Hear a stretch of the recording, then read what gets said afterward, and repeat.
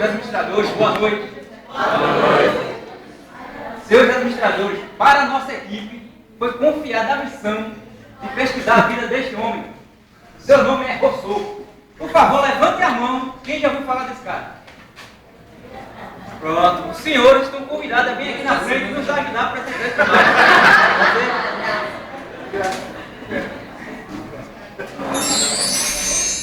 Essa é a foto dele. Alguém já viu por aí, não, né? Cuidado, a pergunta é: quem foi Rousseau? Quem foi Rousseau? O que Rousseau fez para merecer a honra de ter a vida dele pesquisada pelos futuros administradores aqui da Faculdade de Pernambuco?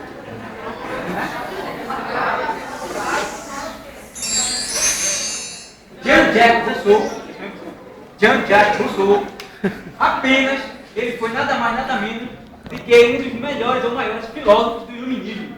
Além de ser teórico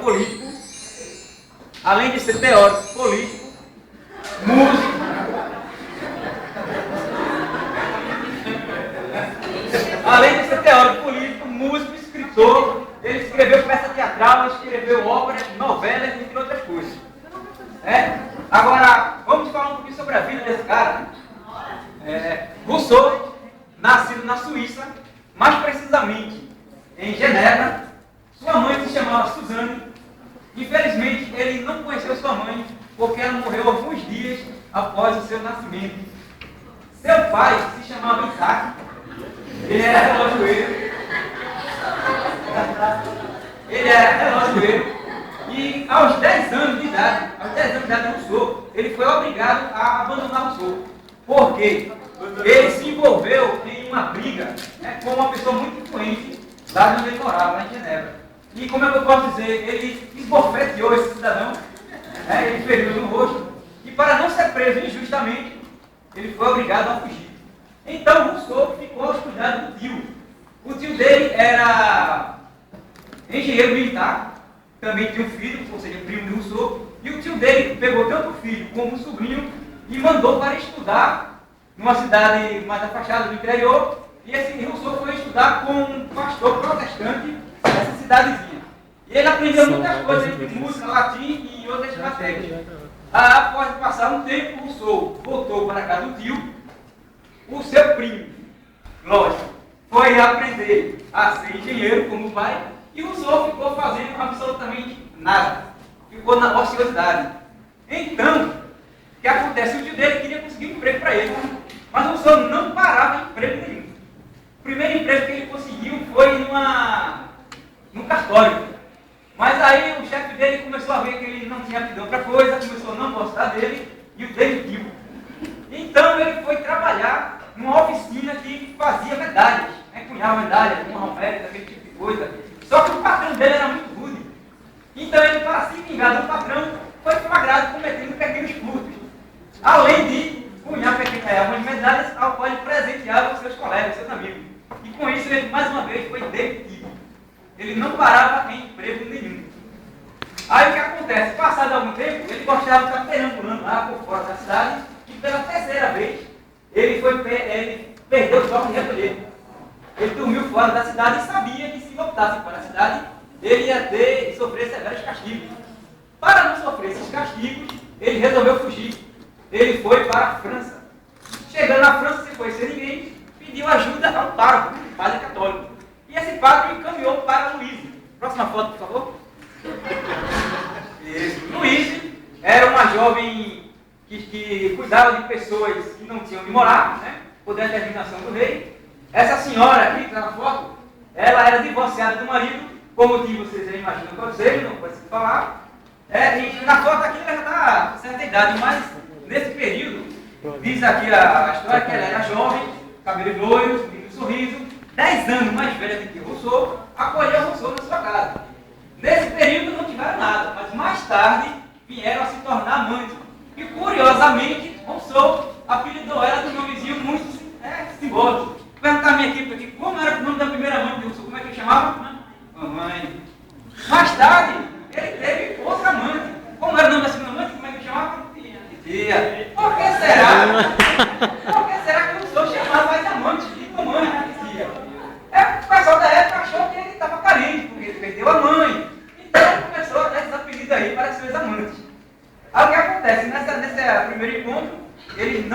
nada, apenas conviviam juntos.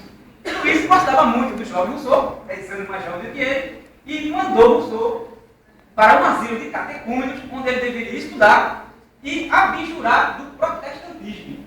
Aí eu pergunto, até o presente momento, alguém tem alguma pergunta para me fazer? Por favor. Ninguém tem nenhuma dúvida? Não. O senhor foi mandado para que asilo? O asilo de catecúmenos é o que estuda catecismo. Mais alguma pergunta? Que está na França. Ninguém tem dúvida. Alguém sabe o que é abjurar aqui, pelo amor de Deus? Alguém sabe o que é abjurar?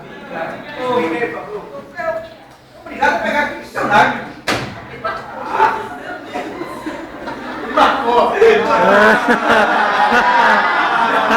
Abjurar significa renunciar, mas não renunciar de qualquer maneira, renunciar solenemente. Lá ele estudou e houve lá uma cerimônia de abjuração, onde ele deixou de ser protestante, já que ele tinha aprendido com pastores protestantes, e começou a ser católico.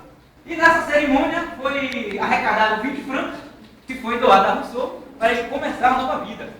E nessa época Rousseau lia muito. Ele nunca teve escolaridade, aquela escola contínua, nunca fez uma faculdade, mas ele gostava muito de ler.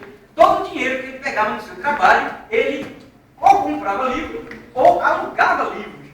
Enquanto ele conviveu com o pai, ele lia muito para o pai enquanto o pai trabalhava. Então, nessa época, ele começou a fazer o que ele não fazia antes, estudar mais e mais. Começou a aprender também música. Só que Rousseau era um cara assim que não gostava de ficar parado no canto. Então, o que acontece? Ele mesmo conseguiu trabalho nessa época, passou lá um colega dele da época, que gostava muito de viajar, e Rousseau simplesmente abandonou o trabalho e foi com seu colega nessa viagem. E voltou para onde? Para a casa de Louise, também conhecida como Madame Warren, ou mamãe. Nessa época, sim, os dois foram amantes. E Rousseau ia e vinha, deixou Louise e voltou no mínimo 4 vezes. Rousseau realmente era um cara apaixonado pelas mulheres e as mulheres por ele. Diga-se de passagem. Em determinado momento, Rousseau estava se sentindo doente. Estava aí com um problema no coração, uma taquicardia. Mas ficou somente em uma cidade próxima, se não me engano era Lyon, e haveria alguém, um médico, que poderia curá-lo. Um médico. Então, seguindo essa viagem, no caminho, ele conheceu a titia. E aí, conhecendo a titia, o que acontece? No meio do caminho, o namoro vai, namoro vem, ele achou, estou curado. Abandonou a titia e voltou para Luiz. Então, nessas idas e vindas, Luiz gostava muito dele, achou que ele não deveria ficar preso ali. Então, mais uma vez, o encaminhou com carta de recomendação para a capital, Paris, onde ele deveria conhecer. Calma. Bom, já que você tocou nesse assunto, ele foi morar na casa de um amigo, que era casado, e ele sem querer, querendo dar em cima da esposa do amigo. Só que dessa vez ele não foi correspondido, tá? Então, tanto ele ir vir, da última vez que ele chegou lá com Madame Warren, com o Luiz, ele percebeu que a fila andou. Luiz já tinha outra amante, ela não ficou chupando dele esperando ele. Não sei se era filho. Então, nessa época, ele resolveu abandonar Luiz de vez, foi para Paris, onde ele conheceu Denis Diderot e os enciclopedistas. Então, nessa época, ele já estava escrevendo uma nova forma de cifrar música, né? E ele achava que aquela maneira que ele desenvolveu era a melhor maneira de ensinar música. E em Paris, ele foi lá na academia de música, conheceu pessoas influentes, mostrou o seu trabalho, só que o pessoal lá não aceitou, achou que aquele trabalho não estava bom. Mas ele era insistente, persistente. Ele foi lá, tentou melhorar, reescreveu, voltou de novo para outras pessoas, mas essas pessoas também não gostaram. Mas finalmente aparece aqui o nosso amigo Denis. Esse cidadão aqui também era filósofo, jovem filósofo, e ele gostou desse trabalho de Rousseau e até publicou, mas não foi muito para frente. Só que Denis Diderot, junto com seu amigo Jean Leroux, ele estava escrevendo um dicionário enciclopédico.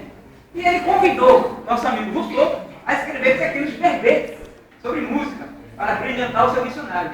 E Rousseau teve apenas 3 meses para escrever inúmeros verbetes. Agora vem a parte mais interessante. Sabe quanto o Rousseau ganhou por todo esse trabalho? 0,800. Absolutamente nada. Nem o seu nome apareceu. Mas Rousseau era um cara persistente. Rousseau gostava muito de estudar. E, desde Diderot, com os seus trabalhos, ele era filósofo, começou a ser perseguido pelo poder político da época e chegou a ser preso. Quando Rousseau foi visitar o seu colega, ficou sabendo que na academia da cidade de Dijon estava tendo um concurso.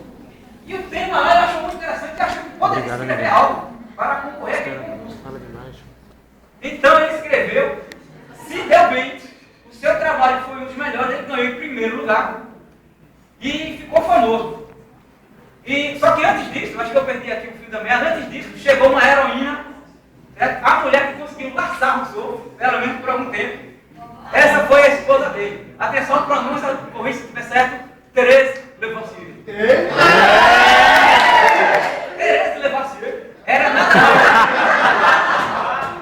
nada mais, nada menos do que a empregada do quarto de hotel onde ele estava morando, já que ele nunca teve uma casa para morar, só morava de favores. Essa jovem casou com Rousseau e vem aí a parte triste. Com ela, Rousseau teve 5 filhos em sequência e mandou todos para o Brasil. Para um orfanato. Não cuidou de nenhum de suas crianças. Então, nessa época, ele escreveu o seu primeiro trabalho, que ficou muito famoso. Agora, para me concentrar assim no trabalho dele, eu precisaria que todos vocês lessem para mim, toque um a um. Pode ser? Não, lesse só o tópico aqui que eu quero falar umas vezes. Por favor, me ajudem, lê o primeiro aí. Fala metade. Discurso sobre as ciências e as artes. Isso, muito obrigado, minha amiga Karine.